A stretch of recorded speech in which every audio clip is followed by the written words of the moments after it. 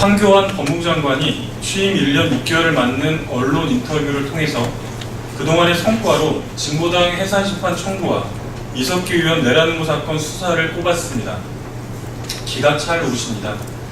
원내 제3정당에 대한 느닷없는 해산심판 청구야말로 박근혜 정권의 유신독재 회기를 상징적으로 보여주며 피땀으로 쟁취한 우리 민주주의를 처참하게 유린하여 이미 국제적으로도 조롱거리가 되어버린 사건 아닙니까?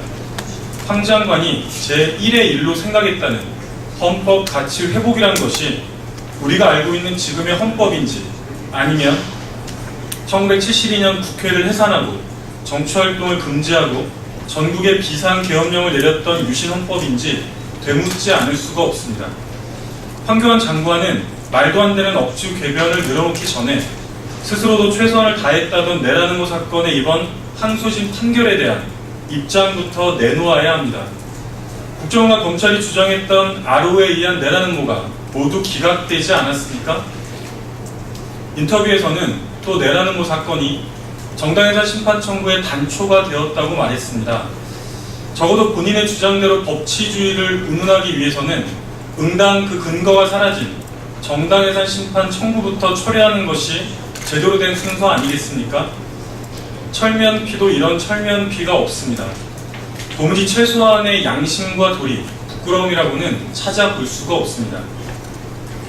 그런데 거꾸로 한술 더 떠서 잇따른 검찰의 공안사건 조작에 대해서 사죄와 반성커녕 제한적, 합법적 간청을 가능하게 해야 한다고까지 주장하고 나섰습니다.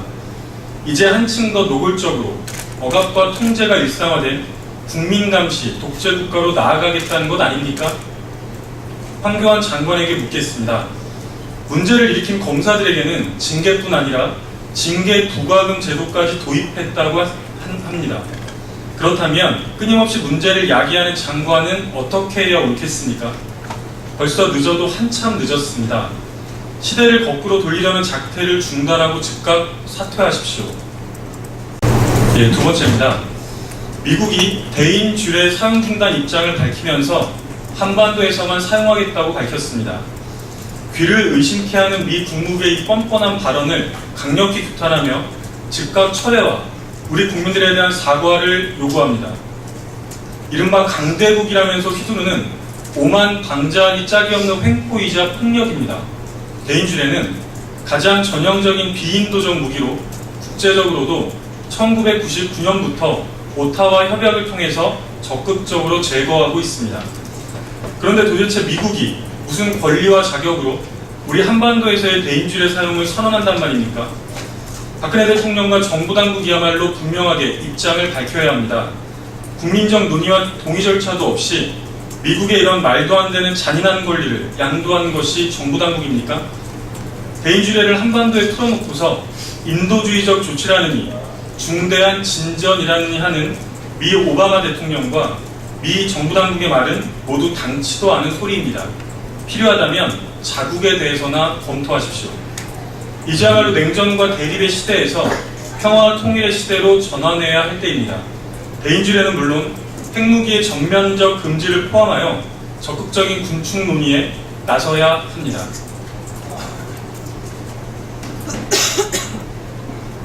마지막입니다.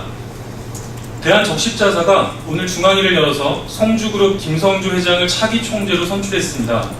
명예총재인 박근혜 대통령의 인준을 거쳐서 오늘 10월 8일 취임할 예정이라고 합니다. 기업인 출신으로는 처음인데다 한 해 7,400억 원 규모의 예산을 총괄하며 국가적 인도주의 사업을 전담하는 기구이기에 그간 국가 원로급에서 주로 맡았던 것에 비춰보면 극히 이례적입니다. 적십자사 업무와 관련도 없고 전문성도 부족해서 적합하지 않다는 비판도 제기되고 있습니다. 박근혜 대통령이 대선 후보 시절 직접 영입해서 공동선대위원장을 맡겼던 것을 빼고는 설명 자체가 불가능합니다. 그야말로 전형적인 보훈 낙하산 인사 아니겠습니까? 인도주의의 상징인 대한적십자사마저도 거리낌 없이 논공행상의 대상으로 전락한 현실이 개탄스럽고 분노스럽습니다. 대선 시절 스스로 트러블메이커를 자임했던 김성주 회장은 이제 진짜 트러블메이커가 되었습니다. 스스로 만든 문제든 아니든 누가 보더라도 적절치 못합니다. 스스로 내려놓는 것이 옳습니다. 이상입니다.